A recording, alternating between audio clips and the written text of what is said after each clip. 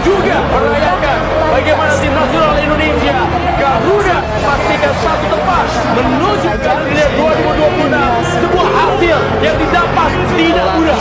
Membangun timnas Indonesia dari sebelum-sebelumnya yang dikatakan oleh Bapak itu yaitu adalah timnas Indonesia mulai bangkit dari tidurnya.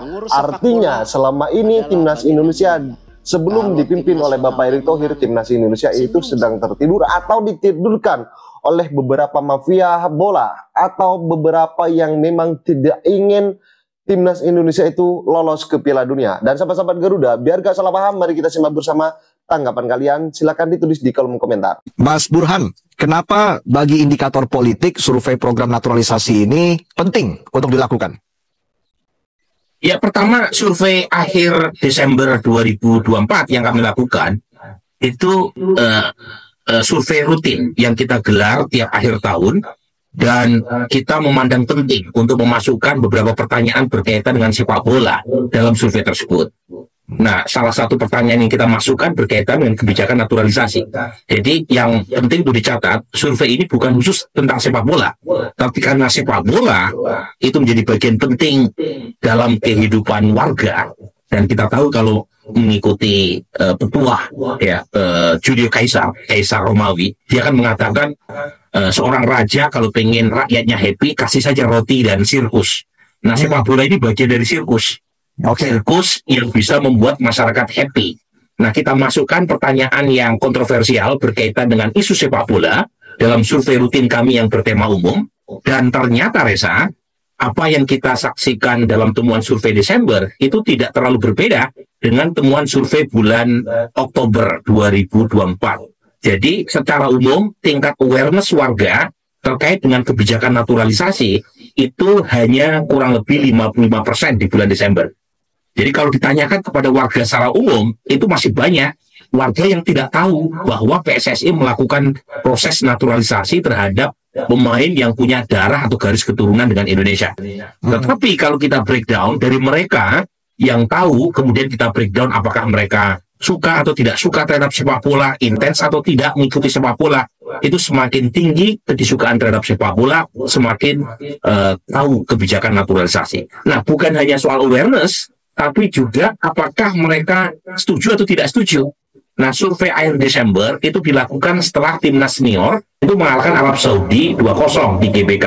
Jadi ada sedikit peningkatan persetujuan terhadap kebijakan naturalisasi di antara mereka yang aware kebijakan ini. Tetapi yang menarik, kita punya slide berikutnya yang belum ditampilkan Metro, itu kalau kita tanya ya, apakah mereka merasa bahwa jumlah pemain naturalisasi itu terlalu banyak atau tidak, itu menarik tuh. Meskipun sudah mulai menorehkan prestasi, tetapi yang menilai bahwa tidak masalah banyak pemain naturalisasi itu tidak naik signifikan, stabil, kurang lebih sekitar 55%. Sementara mereka yang mengatakan sekarang jumlah pemain naturalisasi terlalu dominan itu mendapatkan dukungan yang cukup signifikan, kurang lebih sepertiga warga. Artinya ada komponen masyarakat yang menganggap bahwa naturalisasi tidak bermasalah, tetapi juga jangan kebanyakan gitu. Nah, ini mungkin agak berbeda dengan kepentingan jangka pendek PSSI, karena ingin lolos kualifikasi Piala Dunia, maka kalau menunggu proses pembibitan lokal menghasilkan prestasi atau menghasilkan kebutuhan yang diinginkan untuk lolos otomatis atau minimal lolos melalui jalur playoff, mungkin tidak cukup waktunya. Makanya kemudian melakukan proses naturalisasi secara besar-besaran, termasuk nama-nama terakhir yang dibidik seperti Jairo maupun Ole Romene maupun Becker dan seterusnya. Ya, oke, saya ke Bang Ege. Bang Ege, kalau Anda sendiri bagaimana melihat hasil survei di mana mayoritas publik ternyata mendukung program naturalisasi pemain?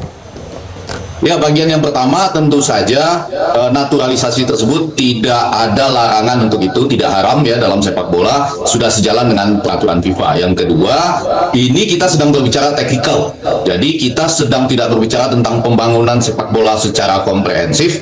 Ada masalah asbab yang belum beres, ada masalah wasit-wasit yang wasit pon masih bisa main tuh, Bang Burhanuddin tadi masih bisa mimpin pertandingan, terus juga ada EPA kita yang masih harus ditingkatkan. Tetapi lepas dari itu, kalau bicara tactical, kenapa saya tekankan kata-kata taktis ini? Karena kata Patrick Kluivert, dia tidak diberi target oleh federasi untuk masuk ke Piala Dunia 2026. Tetapi itu kita baru tahu kita rakyat Indonesia merasa bahwa ini sudah saatnya untuk masuk Piala Dunia 2026. Jadi dalam konteks taktis, nah itu menjadi bagian yang ketiga, yaitu seakan-akan sekarang dengan teori persuasi yang cukup kuat melalui media sosial, antara lain ya teori-teori Halim Lee misalnya yang mulai dikembangkan sejak tahun 2023, akhirnya sampailah kita pada angka yang 55%, kemudian menurut indikator tadi sesudah Oktober naik ya menjadi sekitar 75%. Nah, yang belum mungkin dieksplor dalam survei tersebut, walaupun indikasinya, ini karena indikator yang bikin, jadi indikasinya sudah mulai terlihat bahwa yang mengatakan terlalu banyak naik. Yang ingin saya katakan, Reza, pertanyaan kita selanjutnya adalah apakah kalau yang turun itu 11-0, jadi 11 diaspora dan 0 pemain dari liga lokal kita, kemudian boleh nggak 10-1, 8-3 atau 7-4 atau 6-5? Coba Burhanuddin Muhtadi, kalau itu ada, lalu kita barangkali bisa menjawab yang tadi. Jadi sekali lagi, secara taktis untuk lolos Piala Dunia perlu. Yang kedua, tidak menyalahi aturan FIFA. Tapi kita akan menghadapi pertanyaan seperti ini. Anak-anak kita yang bermain di liga-liga lokal atau sekolah-sekolah sepak bola SSB atau EPA, itu kalau bertanya kepada kita bagaimana cara jawabnya? Nanti saya kalau main timnas itu 11-11-nya atau 10-1 itu pemain yang sudah keluar semua. Barangkali kita perlu mengembangkan nanti pada mereka persuasi dunia maya juga dengan mengatakan Anda juga tidak perlu kalah, bisa dalam tanda petik bermain dengan baik lalu bermain ke luar negeri untuk kemudian juga ditarik. Contohnya Marceng misalnya. Tetapi yang kedua ada jalan keluar. Nah ini selalu saya bayangkan, nanti mungkin bisa dieksplor. Saya mengusulkan pada PSSI sudah, pada Exco, bahwa harusnya ada semacam simulasi ya atau pertandingan antara bintang-bintang liga kita dengan pemain yang nanti suatu saat ini kan misalnya 9-2 diaspora dengan lokalnya gitu. Jadi kalau ada pertandingan simulasi itu wajib 3 bulan sekali atau 6 bulan sekali dalam rangka persiapan FIFA Matchday misalnya, maka kita bisa lihat pemain-pemain lokal kita tidak akan kalah bersaing dalam konteks ya mereka juga berani menghadapi tim yang penuh dengan diaspora. Tapi kembali ke pertanyaan Reza tadi, posisi saya adalah kalau untuk taktis menuju Piala Dunia 2026 khususnya 4 pertandingan lagi saya bisa terima. Tetapi pada saat yang sama Mas Burhanuddin Muhtadi dan seluruh pemirsa, kita tetap harus berpikir sepak bola itu harus dibangun untuk juga memberikan kesempatan yang sama pada pemain-pemain lokal kita ya, dan itu yang sedang dilakukan oleh Patrick Kluivert yang menurut saya agak berbeda dibandingkan dengan pelatih sebelumnya yang kita tetap ucapkan terima kasih kepada Sintayong. Ya, oke. Mas Burhan, saya langsung ke Anda. Mas Burhan, apakah ada survei terkait dengan hal itu? Jika seluruh pemain timnas Indonesia memang didominasi oleh pemain yang telah dinaturalisasi, pemain abroad begitu, Mas Burhan? Ya, kita belum punya pertanyaan itu, Reza. Pertanyaan yang kita punya di akhir Desember 2024 adalah apakah komposisi pemain naturalisasi di timnas senior sekarang sudah terlalu banyak atau tidak? Dan kalau misalnya terlalu banyak, itu ditoleransi atau tidak oleh responden asalkan menghasilkan prestasi yang baik ya. Atau sebaliknya menganggap bahwa sekarang pemain naturalisasi terlalu dominan dan karenanya sebaiknya dikurangi. Itu yang kita punya, dan kita mendapatkan informasi yang menarik bahwa masyarakat bisa berpikir kompleks. Satu sisi mereka setuju bahwa kebijakan naturalisasi boleh dilakukan oleh timnas, toh itu tidak melanggar aturan FIFA. Tetapi meskipun mereka setuju, dalam jumlah yang cukup lumayan itu mengatakan ya jangan banyak-banyak gitu. Dan artinya untuk jangka panjang, betul yang dikatakan oleh Bung Effendi tadi, sebaiknya federasi itu juga mulai memikirkan pembangunan sepak bola secara sistematik. Kita bisa mencontoh Jepang. Awalnya Jepang juga melakukan proses naturalisasi, tetapi kemudian Jepang melakukan pembangunan sepak bola secara jangka panjang sehingga bisa menimbulkan talenta lokal yang kuat. Bahkan sekarang kalau kita lihat pemain timnas Jepang, mungkin kecuali kiper ya, itu umumnya ya mereka yang 100% berasal dari Jepang sendiri gitu. Jadi saya setuju untuk taktikal 4 pertandingan terakhir di piala kualifikasi itu sebaiknya kita berpikir yang terbaik. Nah memang pertanyaannya apakah yang dari lokal nggak ada yang terbaik sama sekali? Kalau saya pribadi Bung Ege, orang seperti Marcelino, orang seperti Ridho itu wajib ya diberi kesempatan untuk membela timnas karena kualitas permainan keduanya itu tidak kalah dengan pemain diaspora. Oke, Kluivert juga bisa membawa Indonesia lebih jauh, itu harapan gua yang sangat benar-benar gua bold banget di sini. Mungkin harapan juga teman-teman yang lagi nonton. Nah, salah satu juga harapan yang gue pengen lihat adalah ada beberapa nama nih yang akan bergabung lah ke timnas kita. Romeni sudah hampir pasti. Terus juga ada nama Baker sama Jairo. Nah, lo ngelihatnya proyeksi 3 pemain ini walaupun secara Baker kayaknya klarifikasi lagi Kemenpora ya. Itu ada katanya kan bukan ternyata Matthew ya. Nah, gue salah sebut lah. Gue rasa yang akselerasinya udah kelihatan nyata banget kan 2 pemain itu ya, Ole Romeni dan Jairo Ridwald. Gue rasa ini akan menjadi additional yang sangat berguna banget buat kita nantinya, bukan cuma untuk 2 game yang akan datang, tapi ya sisa pertandingan di kualifikasi ronde ketiga ini, karena nggak bisa dipungkiri kita memang butuh striker yang benar-benar bisa manfaatin peluang. Dan Ole Romeni walaupun bisa dibilang striker, tapi dia bisa mengcover beberapa posisi juga gitu. Beberapa kali dia dimainkan sebagai winger, dia bisa ngelakuin itu. Jadi gue rasa akan menjadi booster banget bagi timnas kita. Dan untuk Jairo Ridwald penting bagi kita untuk punya pemain yang bisa dikatakan murni sebagai gelandang bertahan gitu. Karena selama ini kan kita otak-atik pemain yang tadinya main sebagai back atau back kiri kita pasang sebagai jadi pemain gelandang bertahan. Dan gue rasa kalau kita punya pemain apalagi sekali Jairo Ridwald, walaupun bukan pemain di tim-tim besar tapi pengalaman dia bertahun-tahun di Premier League, ini pada Palace kan? Palace, lamanya di Palace. Iya, gue tahunya di Palace. Gue rasa akan sangat berguna banget pemain kayak begini, dan akselerasinya kayaknya bakal dipercepat dan bisa jadi di Maret bakal bisa memperkuat timnas Indonesia kita ya. Harapan gue sih begitu, 2 pemain ini, dan bisa dikatakan target 4 poin realistis banget kalau ada 2 pemain ini sebagai tambahan juga. Dan kalau memang realistis atau target pasti sudah ada gitu ya Jal. Tapi kan kita ngomongin, tadi gue sempat ngobrol juga off cam sama Om Haryo gitu, di bahwa proses adaptasi gitu.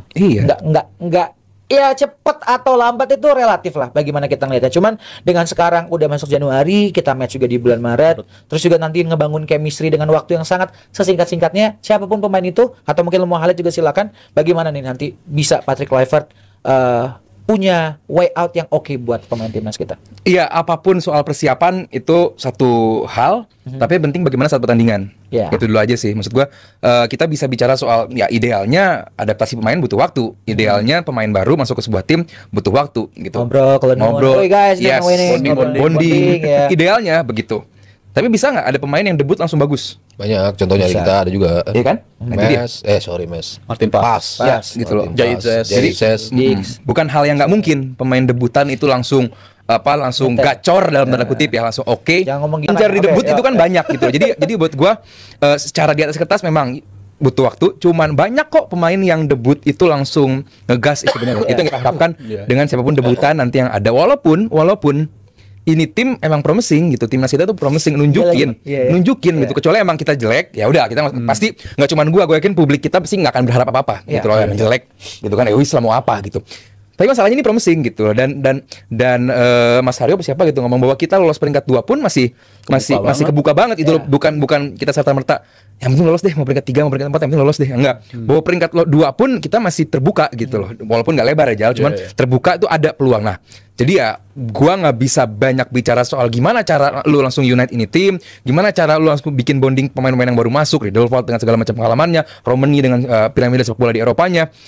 Tentu bakal sulit sekali PR dari Coach Patrick, cuman gue cuma bisa berharap, gue cuma bisa positive thinking aja bahwa apa yang udah ditinggalkan, apa yang sudah dilakukan oleh Coach Shin, estafet ini bakal dilanjutkan dengan Coach Patrick, disempurnakan, kita lolos langsung dari Piala Dunia. Amin. Itu kan happen ya. Nah kalau dari Mas Haryo sendiri melihat nama baru yang sebenarnya kayak kalau kita ngeliat di setiap pertandingan timnas kita, di setiap pertandingan WCQ gitu, ada lagi nambah lagi tuh dengan adanya nafas baru gitu ya, ada sosok baru Coach Patrick Kluivert. Akan ada pembeda seperti apa sih mungkin dari pandangannya Mas Haryo? Iya, kalau dalam kasus Martin Pas kan dia langsung ngebuktiin ya di posisi kiper gitu, dan diburu-buru oleh federasi, ternyata jalan yang luar biasa tepat ketika dia main langsung bisa save penalti gitu kan lawan Arab Saudi di sana gitu. Di pertandingan kedua lawan Australia ada yang buru-buru dong pemain-pemain ini tanda kutip yang yang penting masuk dulu ke pemain timnas, atau malah memang itu sangat dibutuhkan ketika peran Martin Pas ketika dia akhirnya bisa menyelamatkan penalti, berarti kan justifikasi pilihan Pak Erick Thohir memang tepat untuk bisa nguber dia main di pertandingan itu, which di H-2 kita udah bilang dia nggak akan cukup waktu dia untuk bisa tampil. Ternyata H-1 sukses Pak Erick Thohir untuk bisa memastikan Martin Pas itu main di laga debutnya itu, dan akhirnya betul-betul itu pilihan yang tepat gitu.